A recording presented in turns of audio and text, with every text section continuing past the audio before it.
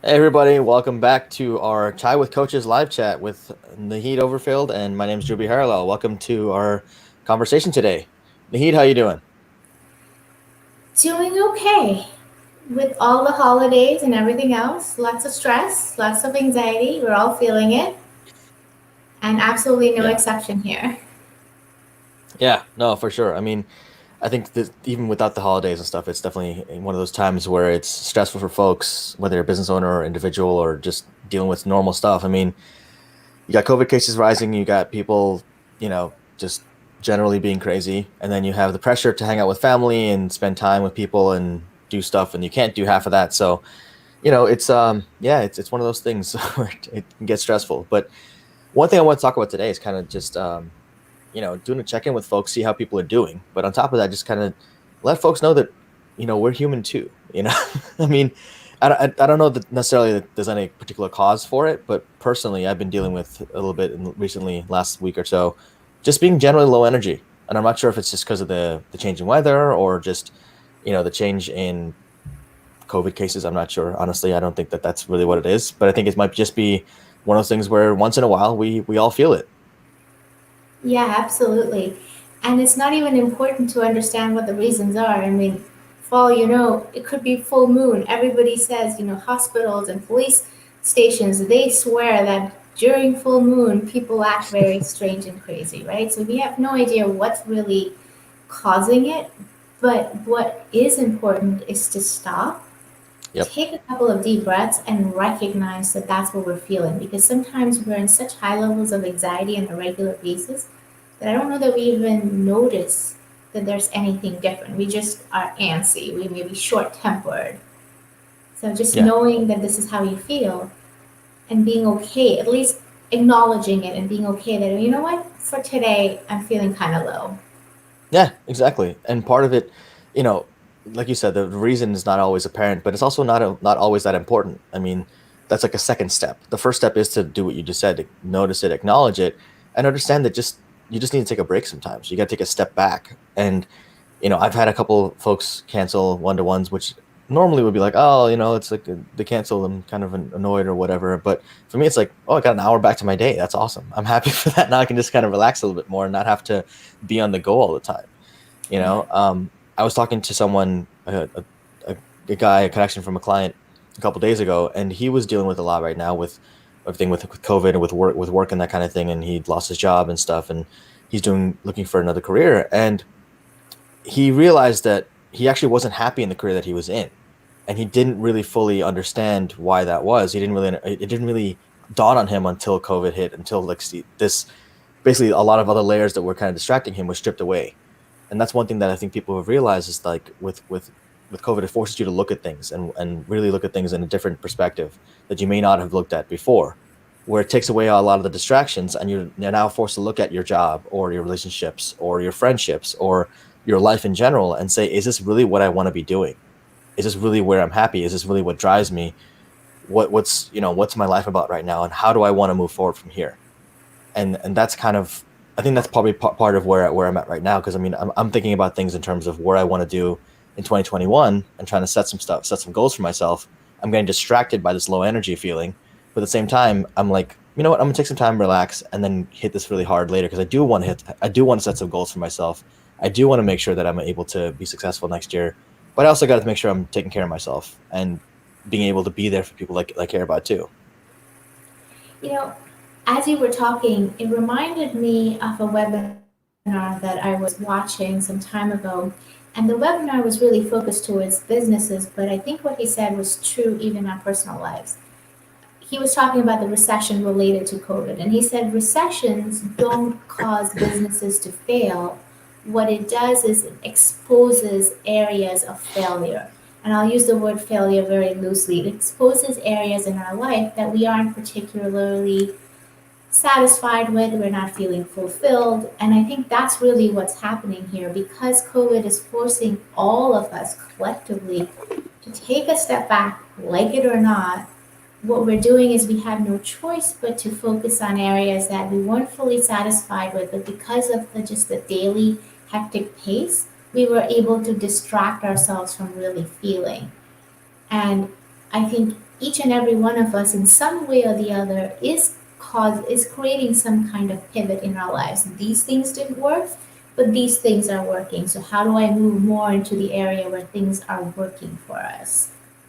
Yeah, absolutely. And like to your point, like that's exactly what happens. Right? We get caught up in the cycle of things, and we don't take time to notice things that are affecting us or affecting the way we do business or the way we live our lives. And it's easy to just keep going to the next thing, right? Like what's the next task? What's the next job I had to do for work, or what's the next thing we need to do to maintain our relationships with friends or with family, and to keep things going. And we're always focused on go go go, and this forcing us to take the step back and say, you got to pause and kind of just hit reset in some ways. It's in a lot of ways it's a good thing, and that's kind of like I don't want to say that COVID's a good thing, but there are always good and positives and negatives that come out of every situation, right? If you want to look at it as a silver lining, if you want to look at it as a bonus to look at in terms of things being well, yes, it is having a horrible effect on small businesses and things like that, and some industries are getting completely decimated right now. I'm not trying to minimize that by any means, but there are some businesses that are looking at opportunities and have pivoted and found opportunities to make new headway. And there's some industries where this is not possible. That's just the reality of the situation. And again, I don't want to minimize that. But how are some ways that you can possibly make some pivots on your own in your job, in your work, in your relationships that can actually still help you maintain and keep that energy going and find ways to re-energize yourself? Because a lot of times, in a lot of ways, this is forcing us to look at how we actually get our energy. And there's a lot of jokes about introverts and extroverts out there, right? Like introverts are like, "Yay, we're having fun with COVID. This is great because we're no Mm-hmm. one's making us go out anymore," right? And but on the flip side, you have extroverts who are pulling their hair out. And personally, I'm an ambivert, so I kind of go back and forth. And I enjoy, on the one side, I enjoy being on my own, spending time by myself, and really kind of regaining my energy. But on the other side of things, I do miss hanging with friends, right? I do miss seeing my friends in person and spending time with them and doing activities, going to the bars or whatever it looks like, and just really just grabbing dinner sometimes and just hanging out. So, I mean, I want to ask some of our viewers to chime in and let us know what are some things that you're doing for yourself to engage in self-care, to make sure you're taking care of yourself and taking care of the people that care about you, and still while still trying to balance that with being safe and maintaining things. But Naheed, what are some things you do for yourself?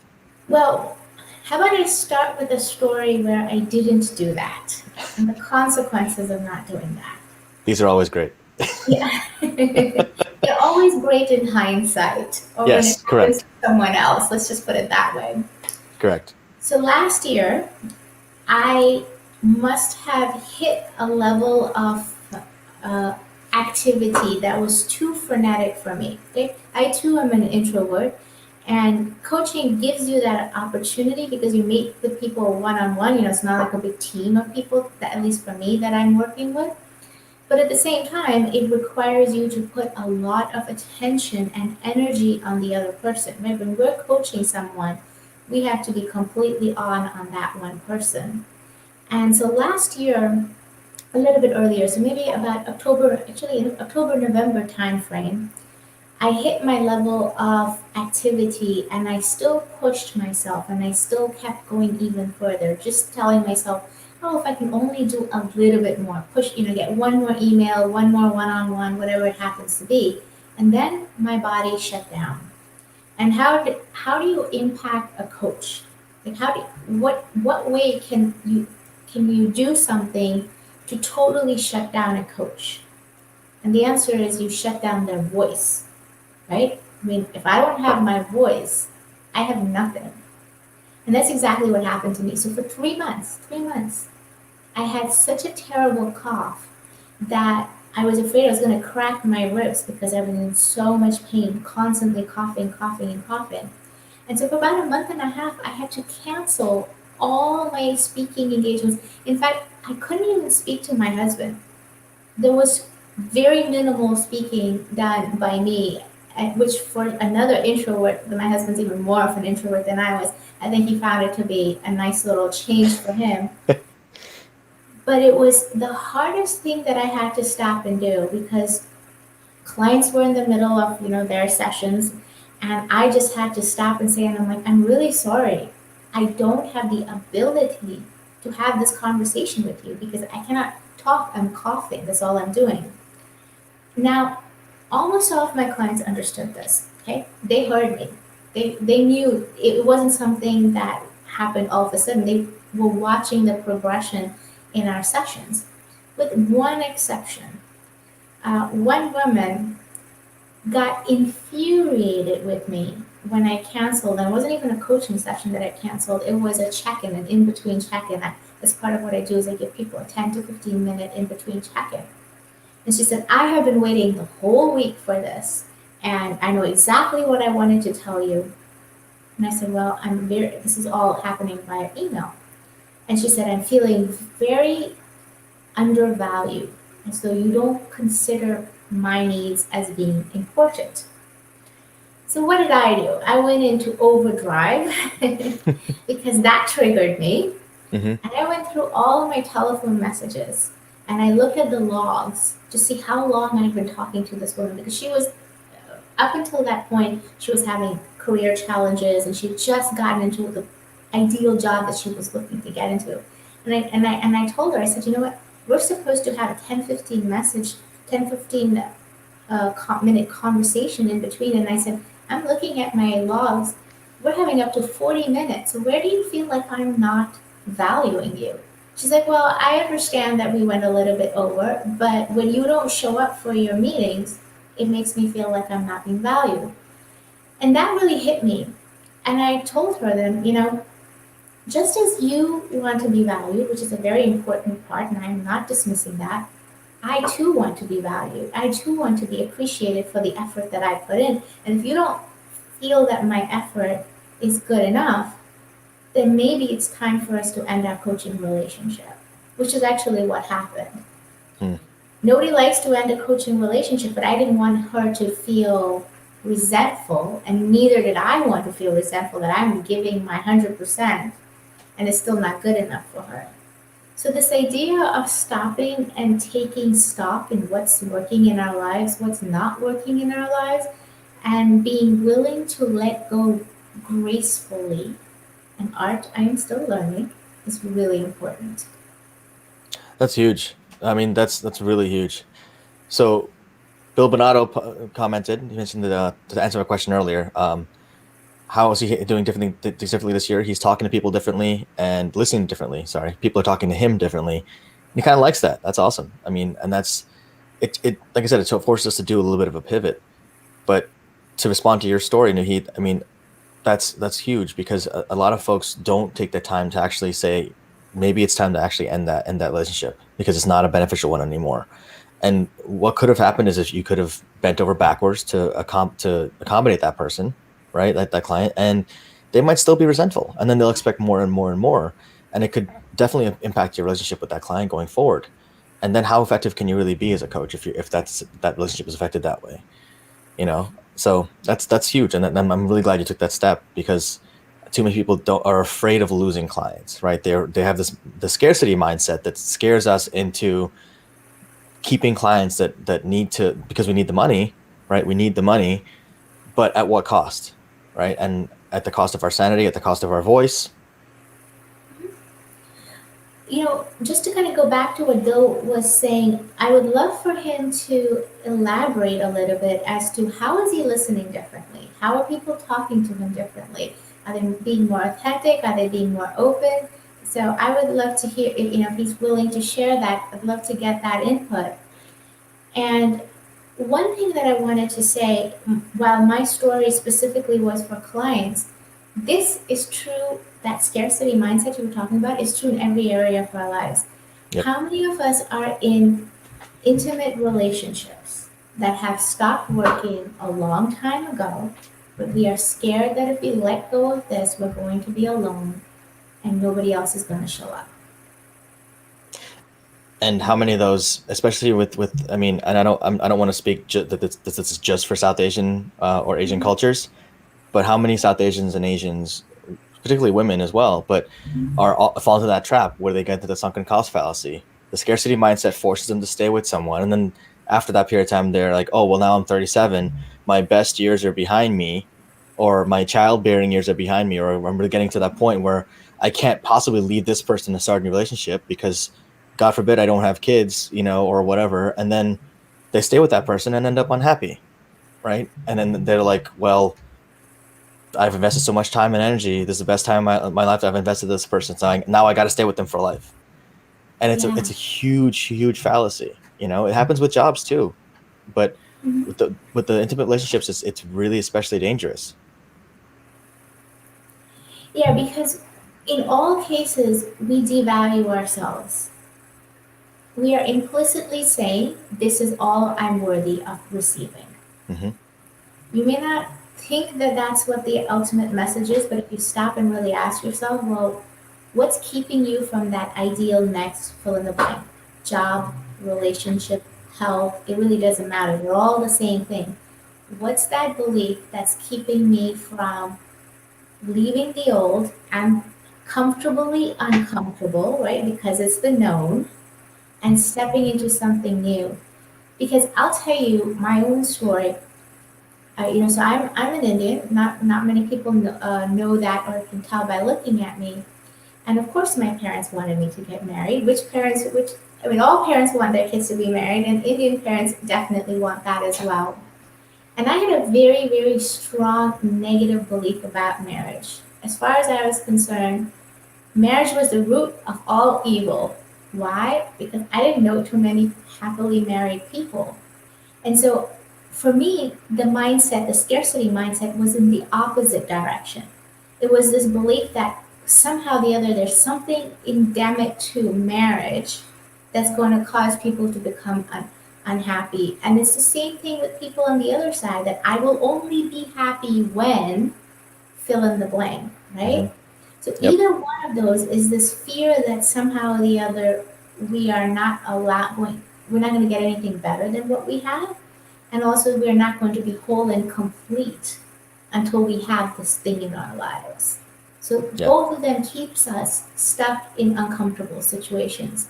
But then when I actually got married, I found that it was the best decision. In all the decisions I've made, it's been the best decision I made. But I didn't make it from a place of fear or lack or insecurity, because I actually had to work on all of that to release those beliefs. And that's the work that matters, right? That work that some people are afraid to do, honestly, because it gets scary to do that kind of work, to take that look in the mirror and say, what am I afraid of here, right? What's keeping me in the scarcity mindset? um, Bill replied back. Do you want to take that one, Naheed? Yes, I'm looking at what he says. He's aware that there's something tough due to COVID. Before, there might have been something wrong and I was blind to it. Okay, so just becoming aware that people have situations, and you started the conversation by saying, how's it going, right? Hmm. uh, Maybe that's more of also what Bill is doing. What's coming up for you? How are you doing? And people have been more willing to share, as opposed to the very typical American, I'm fine, it's all good. It's typical American. It's also typical guy, right? I mean, it's Yeah, like absolutely. everything's good. I'm not It's allowed to all feel. good. Yeah, I'm not allowed to have issues. I'm not allowed to be.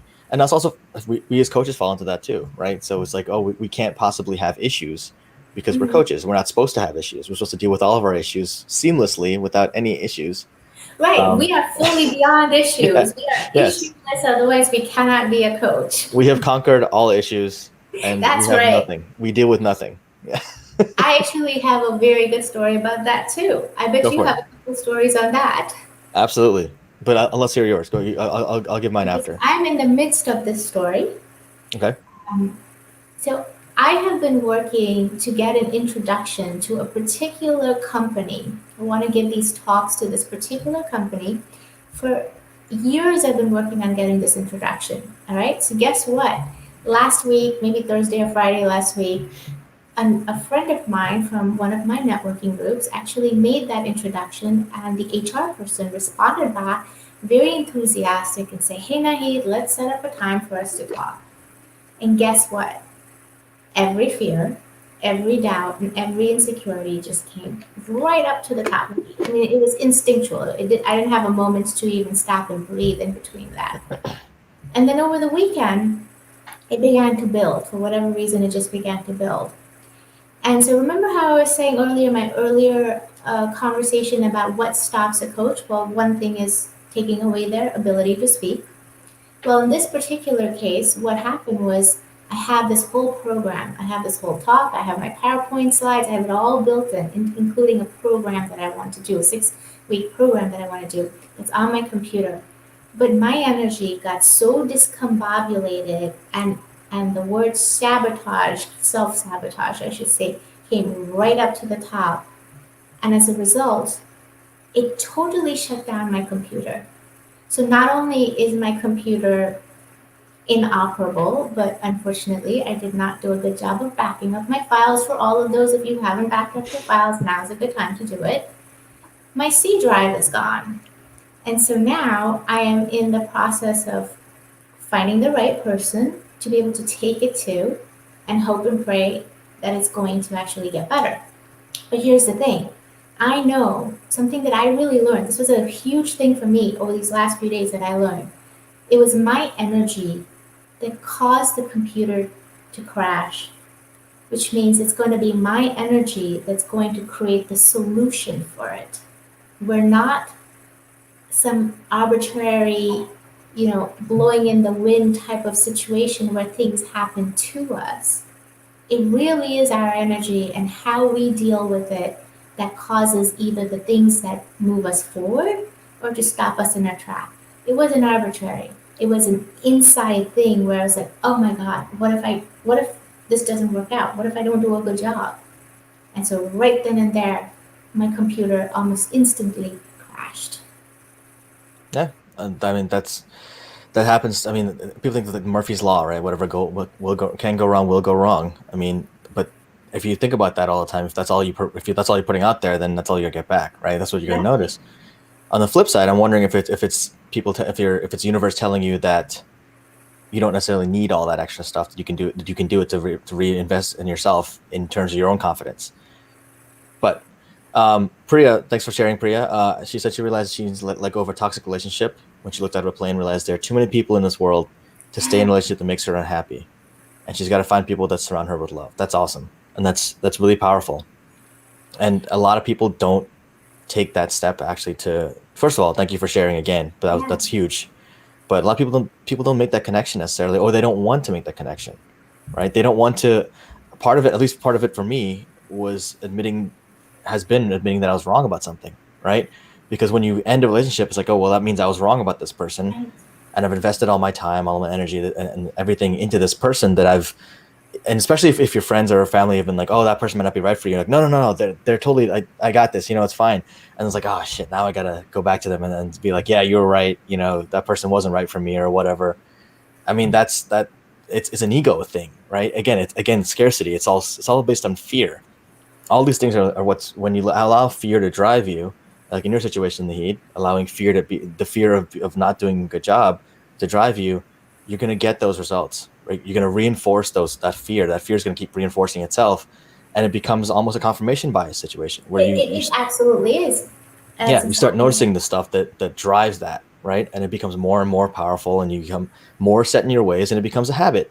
And fear becomes a habit as opposed to being going after what you desire, what you claim, what you really want to go for, and then you wonder why 10 years down the road you're not living the life that you want to live. Absolutely. I want to go back to Korea. First and foremost, really congratulations on following through on the insights, because the truth is, when we're in situations that don't work for us, it doesn't really matter what it is, and we push ourselves anyway, it's because there's a part of us that's ignoring our inner advice. And the Hmm. fact that you not only acknowledge the advice and that you took action is 90% of the battle. And I can promise you, without having a crystal ball, I can still make this promise that making the decision that you are worthy and deserving of of surrounding yourself with people who love you means that the universe will provide that to you. It's that energy. You're putting that energy out there, which means you're going to receive that same energy back. And it's not like you are any different from when you were previously. except that now you're allowing that energy to come. The universe always wants to give you love. Life is love, right? I mean, that's what life is all about. So now that you've opened yourself up, you're going to start noticing it in big ways. So, really huge congratulations. Yeah. And if you look at it from the science perspective, which goes along with the energy perspective, but some people don't like the idea of energy. So look at it Right. from science. Woo woo. Psychologically speaking, you notice what you focus on, right? So Absolutely. if you're focusing on the negatives, you're only going to notice the negatives. If you start looking for people that love you and looking for people that actually give you the reinforcement that you're looking for, the support that you need, you're going to find those people, and those people will start seeking you out, and vice versa. Because you'll find that there are people or things in situations before that you may have ignored, that may have supported you, that you weren't ready, you either weren't ready for, or you weren't noticing, you weren't looking for them. Those situations will now become apparent to you because now you know what to look for. It's like the idea when you buy a car, right? That there's the whole, you start noticing all the cars on the road that have the same as yours. Like, oh my God, there's so many Mazda CX-5s out there. Suddenly, out of nowhere, they were never there before. They're just there now. Well, no, they were always there, but you just now start to notice them. But it's just you weren't programmed to notice them before until you actually start noticing them. So you start focusing your energy towards those things. Welcome, Natasha. Thanks for joining. She just posted that she's here. So Yeah, always nice to see familiar faces on here and would love to have everybody's input. Um, Priya, it would be interesting to know what caused you to finally make the decision that this was not right for you. And maybe that's a little bit too personal, but whatever you feel like sharing, because I can tell you when other people see that, it motivates them to make the change as well. So many yeah, of us has been inspired by not necessarily the big greats like Oprah, whoever it happens to be, that's your big hero, but that ordinary people, they're no less ordinary, of course, but people like you and I, when they see us making changes, they're like, okay, I can do that too. yeah. Yeah. Sharing your stories is first of all, again, to Bill, to Priya, even Natasha for posting in the chat. I mean, it takes a lot of courage to do that, Yeah. and so thank you guys so much for contributing and for doing that. But someone else will definitely benefit from that. It's like when you ask that question, you're afraid to ask the question in class, and then you ask the question, and someone else like, oh, I had the same question. I'm glad you asked it. It happens all the time, right? But people are afraid to do that. Again, letting fear drive your actions. For me, my story with the client one time was just I've never been great at the whole hard sell thing, like being like, oh, this this is what I charge, and I'm going to push this and try to make this sale. And for me, when the first time I actually offered my largest package was weird for me, because it's again just having that mindset of like I'm gonna make this offer, and it's a lot of money in my head, because it is a lot of money, but Hmm. making that offer was like tough. And the client just, yeah, okay, cool, when how do we get started? I'm like, well, let me start justifying. Wait, what'd you say? And he's like, yeah, when do you want to get started? How do I make the payments? And I'm like, there's no like argument, there's no negotiation, there's nothing like, like, oh, you sure it's that much, or can I do it for less? And I was expecting all this. I was anticipating all this. I spent the night before like preparing, like, here's why this is going to be amazing for you, exactly what you're looking for. This is why it's everything that you need. And it was, and he had already made up his mind, because it was exactly what he needed, and he was going to get what he needed out of it. But I convinced myself that this was had to be backed up, had to be reinforced and pushed and pushed and pushed. And in reality, it was just fear. It was letting fear drive my actions, letting fear hold me back from being able to say confidently, this is what it costs, this is how it is. And at the end of the day, just pushing myself to do that, which I wouldn't have otherwise done before, was successful. And I'm wondering where are places where we do that on a regular basis. And again, to the whole confirmation bias things, you don't notice these places until you take that step forward, until you do something differently, right? I mean, it's the old adage, like, if you do what you've always done, you'll get what you've always gotten, right? You can't, what got you here won't get you there, where you want to be. And so you got to do something differently. And I'm wondering, where are some places where we can do things differently? So I'm going to take this in a slightly different direction. Mm-hmm. This whole idea of confirmation bias and social injustice that's taking place right now. the idea of unconscious bias is probably also an equally good word here. Hmm. Who is it that we see and that we interact with that we have an unconscious expectation that they're going to behave in a particular way? Um, I'm just going to say this, maybe some people might disagree, but I find being of an immigrant generation that there is a tremendous amount of bias towards various people that aren't quote unquote like us, whatever that like us would be. I remember when I was in college, one of my friends, her parents refused to allow her to room with another girl because of their own biases. So the only other person they would let her room with had to be another Asian. So either South Asian or East Asian, doesn't matter. And we never really stop to ask ourselves because we're so conditioned to acting in that particular way, right? Like we go down this route. We never stop and ask ourselves, well, is it true or is that in me? Like just as you were saying, Dhru, it I'm sure it was a lot of money for you, but was it true for this other person? Right? We never Yeah. stop and ask, is it true when it comes to that other person? And Yeah. I'm noticing that in various ways. For me personally, when it comes to driving. Well, I mean, that's a really powerful question to ask, and the question I love is also how might I be wrong, right? How is this actually true for everyone, Yeah. right? How might this be untrue for the person I'm talking to? And to the unconscious bias question, I did a training with another coach yesterday for some coaches about this, about unconscious bias, about diversity, equity, inclusion, and coaching through an equity lens. Mhm. And a lot of it is around just taking our own beliefs, our own stuff, really, our own stories, and projecting them on everything Yeah. else we involve in, right? It's like, oh, because it's a big deal for me, it got to be a big deal for this Yeah. person, because there's no way this other person has an entirely different paradigm they operate out of. They have to operate out of my paradigm because my paradigm is right? My paradigm is the correct paradigm, and It's the whatever anyone only else one. thinks, exactly. No, it's the only correct one, right? Yeah. Everyone has their own, but they're all wrong. Mine is Right. the right one. And so they need to move into my paradigm because that's what's right?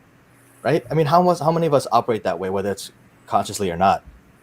So Priya shared the rest of her story. Um, Yeah, so that's really powerful when she said that she couldn't recognize herself in the mirror because it was a 7-year relationship. I mean, that's a lot of time to invest, and I think it takes even more courage to be able to step out of it. yep, And the fear of losing someone that you love and depended on. And of course, family loves to put in their 2 cents. And having this epiphany that she didn't want to let fear drive her anymore. There's a yep. song. What is that? Not allowing fear take the wheel and steer. And wanted to I be don't think I know that happy more song. than I wanted to be sad. That was pretty amazing. I don't think I've heard that song, but yeah, that is amazing. And on top of that, Think of this song. our lives. If you think about our lives in terms of capacity, right? We only have a certain amount of capacity in our lives. It's the same as a day, right? We have a certain number of hours in the day. We also have a certain amount of energy, right?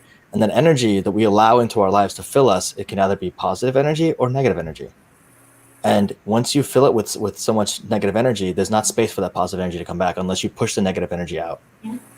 And you getting rid of that, Priya, you getting rid of that negative energy for you allowed space for that positive energy to come back, right? Allows you space to actually build and grow that what you have right now, which you're happy with. And a lot of times, what we have is so just because we love something doesn't mean it's good for us. I mean, I love sugar. I love cake.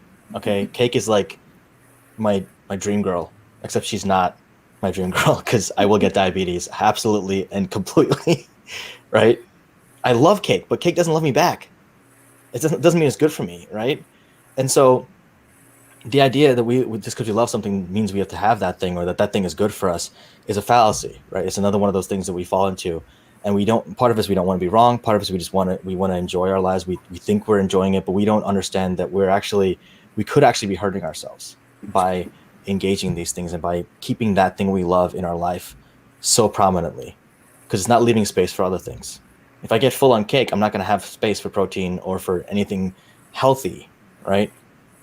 So what do I want to do there? Yeah, one of my coaches has a really interesting way of putting it. She's like, how would how would you act if you loved yourself unconditionally? What decision would you make if you loved yourself unconditionally? Because then you start thinking about, well, okay, if I loved myself, I wouldn't allow somebody to be mean to me, to demean me. I wouldn't allow my workplace to devalue me, right? If I truly loved myself, I couldn't allow that to happen. And more importantly, the part that we always miss, I wouldn't do it to myself. It always starts from ourselves, and then that energy kind of goes out, right? You have to start valuing yourself, and then the people that show up value you as well.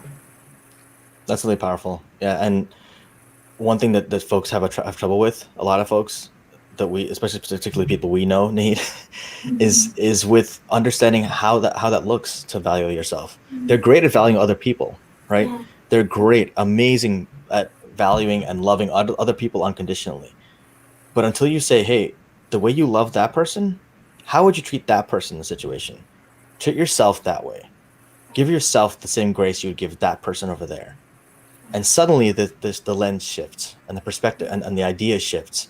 I did this with a client a few years ago who she was going through a really tough time with her husband, and he was, I mean, she felt he was being neglectful in a lot of ways, and but she was acting in a certain way, and I was like, listen, I understand you're taking care of him and you're doing everything you can to take care of him and do the best you can. How would you act if it was the other way around? If you wanted to take care of him the way that you want to be taken care of for yourself?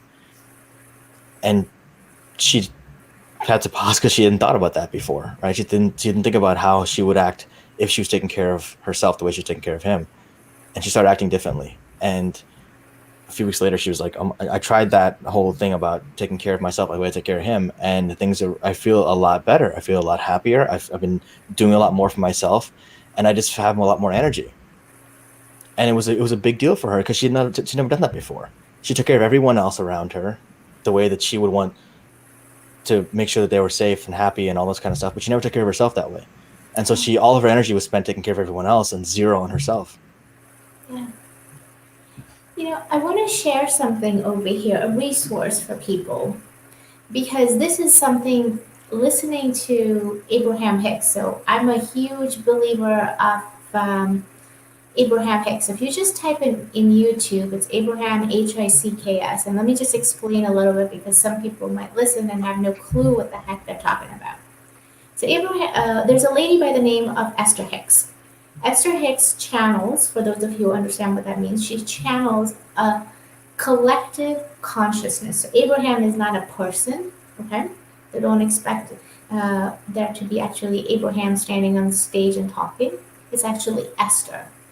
What Esther does is she connects with this high level consciousness and she invites people to come in and ask questions.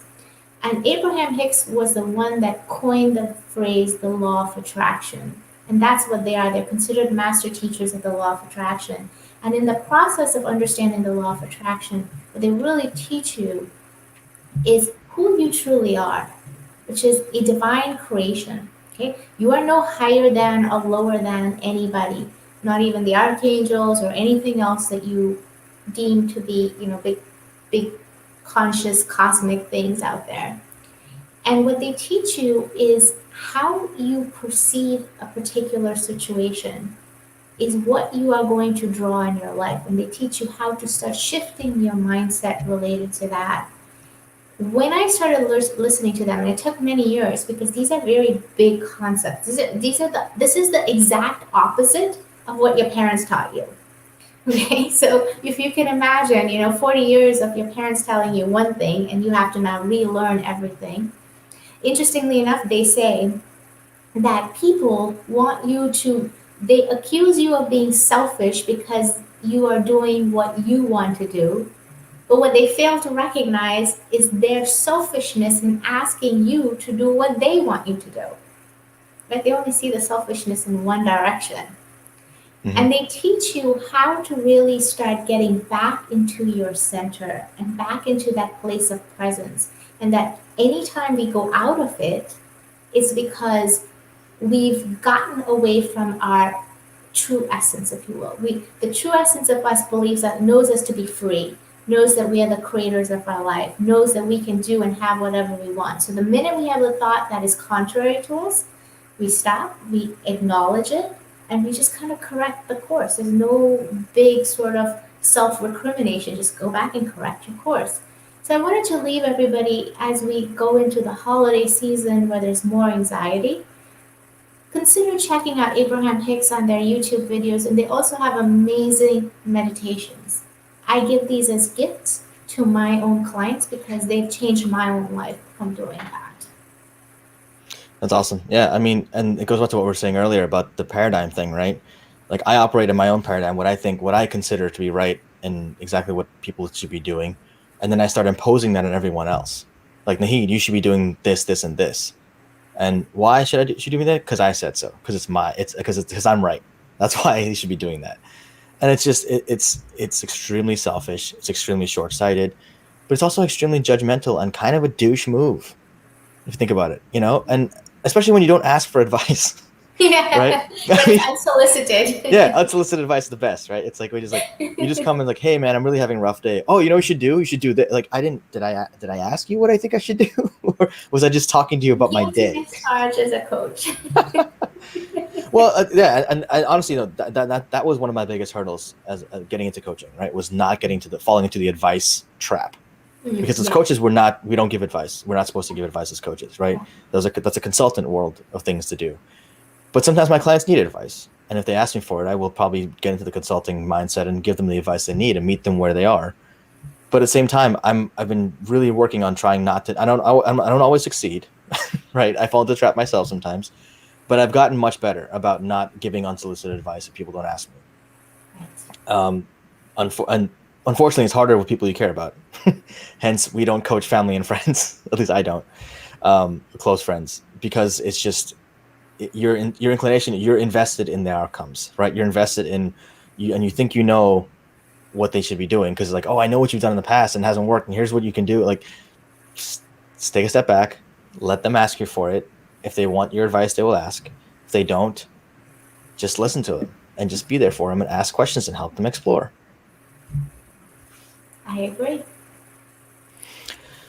Cool. Well, I think we're running out of time here. It's been 42 minutes. Wow, that passed by really quickly. But as we're closing out here, I want to thank everybody for tuning in the last few months or so. We're going to be continuing this through. Naheed, is this going to be our last one for the year, or did you want to do it on 17th as well? Yeah, let's do it on the 17th as well. Awesome. Cool. I'm good for the 17th. Let's do it.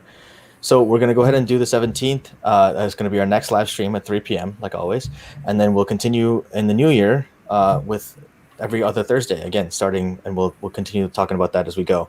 But in the meantime, folks, thank you guys for tuning in. Thanks so much, Naheed, for taking the time to do this with me.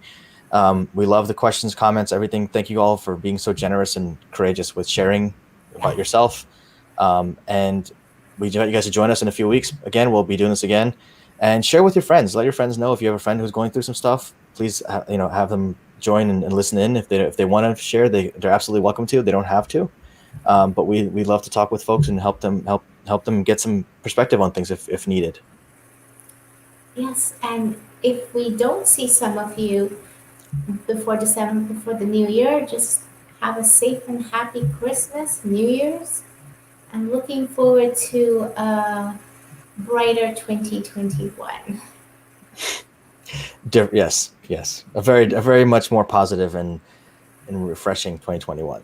So everyone take care. See you guys in 2 weeks. For those of you who can join us, those of you who can't, check out the live stream after the fact. It'll be on YouTube posted. I think it's also going to be Facebook. So we'll look forward to talking to you guys again. And please feel free to reach out to Naheed or myself, and we'll happy to answer questions or whatever we can do to help you guys support and grow into 2020 positively. Yeah, exactly. Thank you, guys. Take care, guys.